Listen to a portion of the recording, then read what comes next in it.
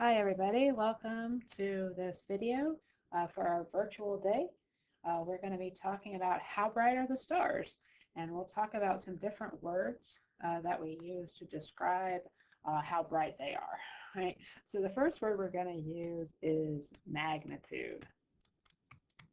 So the magnitude of a star is a word for brightness, but it's a specific word because brightness in general of anything depends on your distance from an object, right? Think of an approaching car with its headlights at night, dimmer far away, it gets close to you, it's blinding, right? The brightness depends on distance. The farther away something is, the dimmer it looks.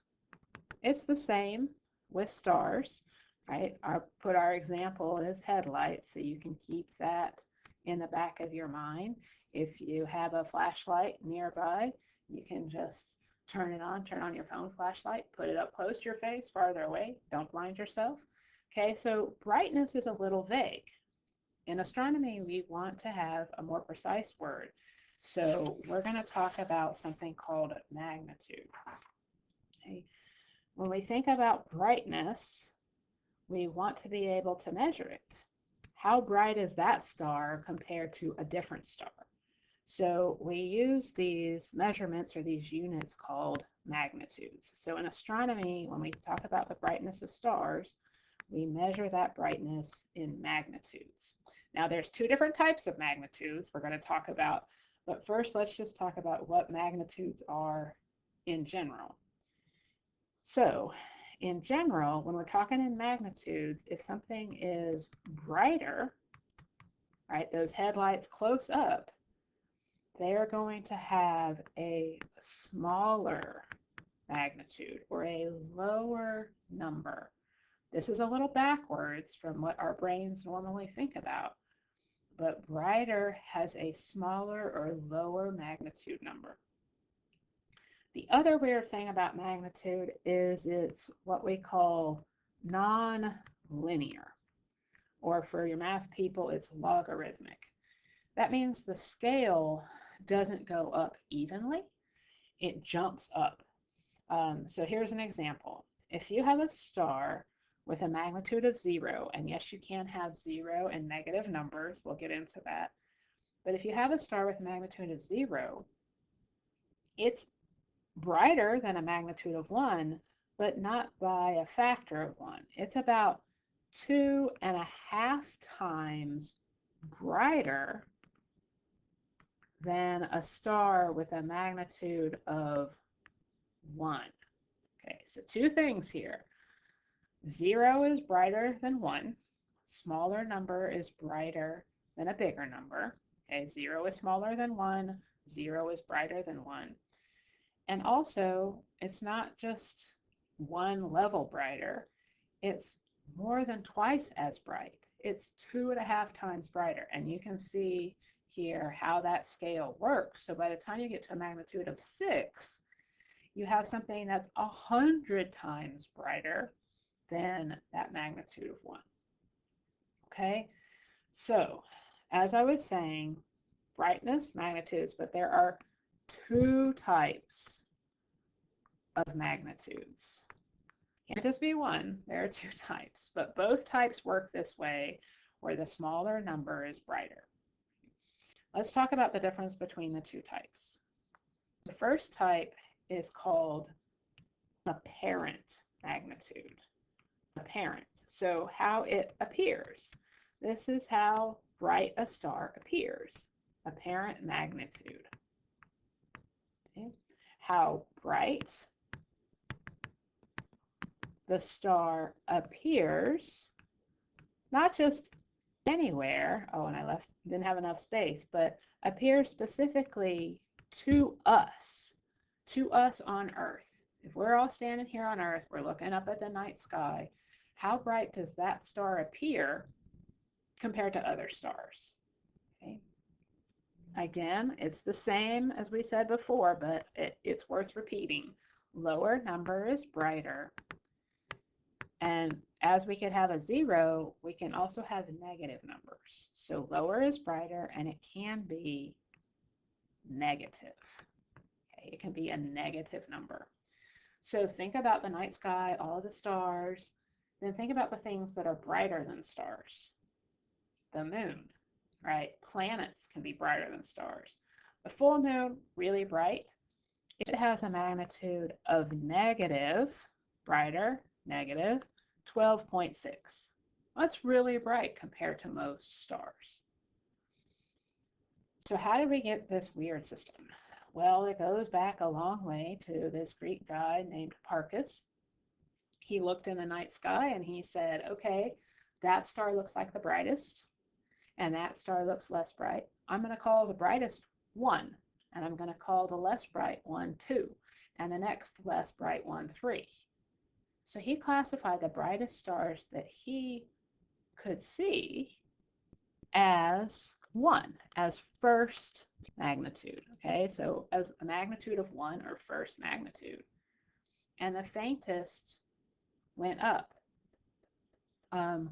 Generally we go 1 to 6, because that's about all our eyes can see. That's sort of what he saw. That's about 6,000-ish stars. However, things have changed since Hipparchus, and we have a modern scale of brightnesses. On this modern scale, our brightest star, which is called Sirius, if you're familiar with that, is actually negative. It's negative 1.5. So now our scale really goes from negative 1.5 to about 6 from what we can see with our naked eye. And you can see on the scale down here at the bottom, there's Sirius 1.5. That's our brightest star. But things that are brighter, Venus is brighter, Moon is brighter. Look, the Sun, negative 26, really bright. If we go the opposite way, our numbers get bigger, we get dimmer. Right? Polaris is the North Star. It's not the brightest star, it's only a 2.5, not the brightest. But then we can use things to help us, binoculars, telescopes, space telescopes. They can see really, really, really dim things with magnitudes up to 30. That's why we build telescopes, so we can see those kind of things.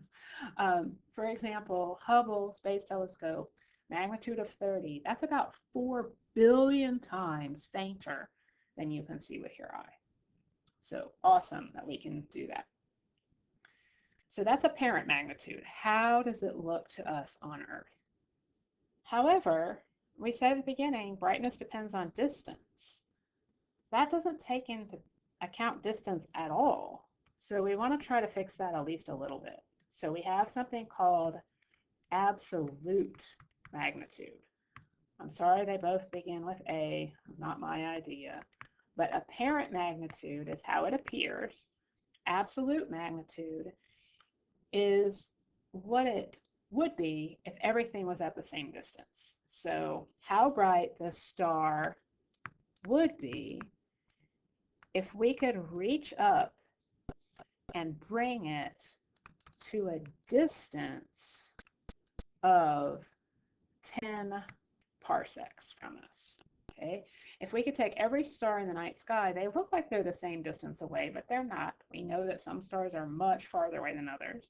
But if we could pull them all to the same distance, then we could tell which ones are actually brighter than others, which ones are absolutely brighter than others. Okay, so here's a little diagram to show you. Apparent is how it appears. Absolutely is if they were all at the same distance.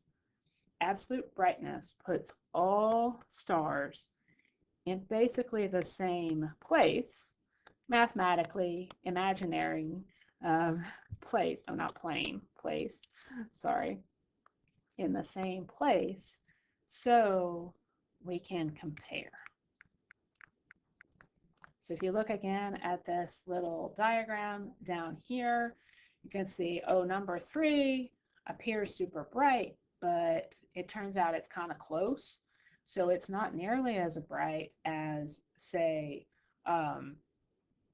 number, I don't even know where number 5, number 4, right? Number 4 actually is brighter than number 3. It's just farther away. So absolute magnitude is like giving us a ruler so we can compare them all.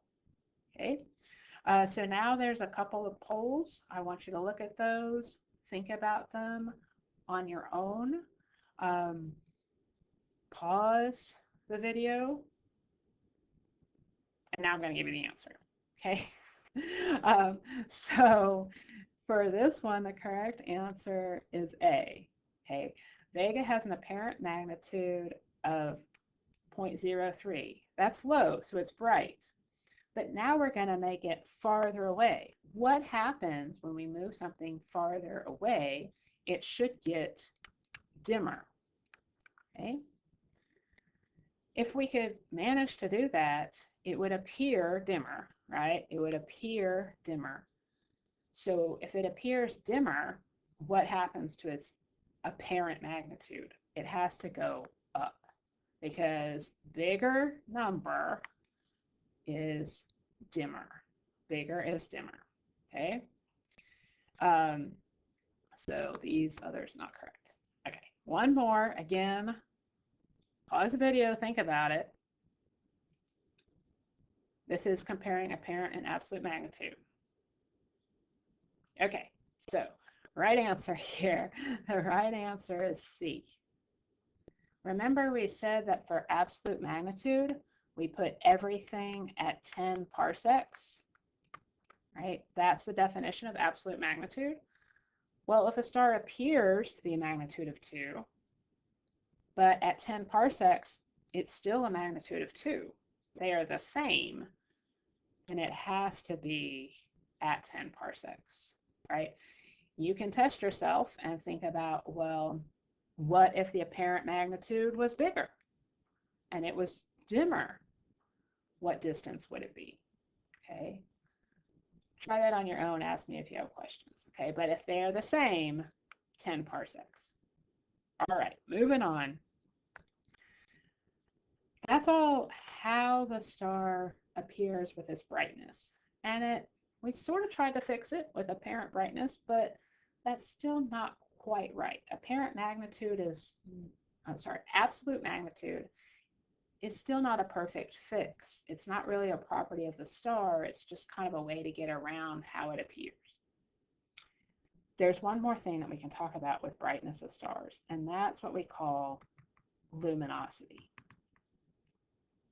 Luminosity is not how the star appears or how it would be if we were able to put it at 10 parsecs. It is a physical property of the star. It is the star's physical brightness. How do we make brightness physical? We relate it to energy. Luminosity is the rate. How fast does a star emit energy? How much energy is it putting out every second? Okay, is another way to think about it, right? How many watts? We talked about our sun puts out huge number of watts per second. That's its luminosity, right? How much energy does it put out per second? It's a different way to measure brightness than magnitudes. It's more concrete, but harder to do from Earth. Okay? So when we just think about brightness in general, or even when you think about distance, it depends brightness, or when you think about magnitude there, brightness or magnitude, they depend both on distance. Even absolute magnitude depends on distance because it says everything's at 10 parsecs. That's a distance. So brightness or magnitude depend both on distance, but they also depend on how bright is the star actually, which is luminosity. How much energy, how much light is the star putting out? Because you could have a dim star, right, that has a low luminosity. It's actually dim. It's a low watt bulb, right? Or that dim star could just be far away. It could be that headlight that's a mile down the road. So brightness or magnitude, even absolute magnitude, it's kind of hard to fix this. Luminosity is truly what is going on with the star. But you can see the problem. How do we figure out which it is? if we see a dim star, is it low luminosity, not much energy, or is it far away? That's the problem that astronomers sort of face. And we'll talk about later some ways that we can try to get around that problem. For today, we're just focusing on luminosity, this energy output. This is not measured in magnitudes. It's not a number in the same way magnitudes are. We measure it comparing it to the sun in units of solar luminosities. Okay, so solar means sun. So L is luminosity, luminosity of the sun. The sun, we make this easy for us. The sun's luminosity, we just say is 1. It's 1 L sun, 1 solar luminosity. Now we're just saying, is that star putting out more energy than the sun or less than the sun? Makes it easier for us. So here's the sun, puts out all these watts, right?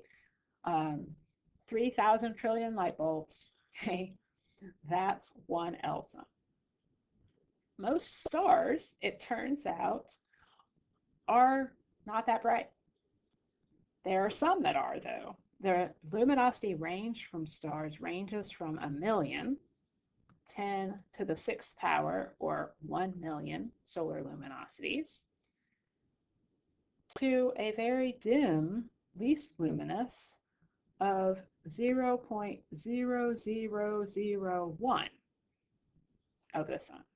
Okay, so there's a big range where the most are 1,000,000 times brighter, the least are thousands of times less luminous than the sun. But most stars are on that low end. There are more low luminosity stars than high luminosity. And that's all this graph is showing here. Luminosity here is on the bottom. Here's 1. Here's the sun, right? You can think about this, just think about it as the number of stars, and don't worry about the numbers so much. But basically just showing when you are less luminous than the sun, there's lots, right? The number is high. But as you get to those 1,000,000 times more luminous than the sun, there are very few. So there are very few that are that bright. Most are much, much dimmer. So really, I just want you to see the relationship there. And that is where we are going to stop. And I will see you all in class.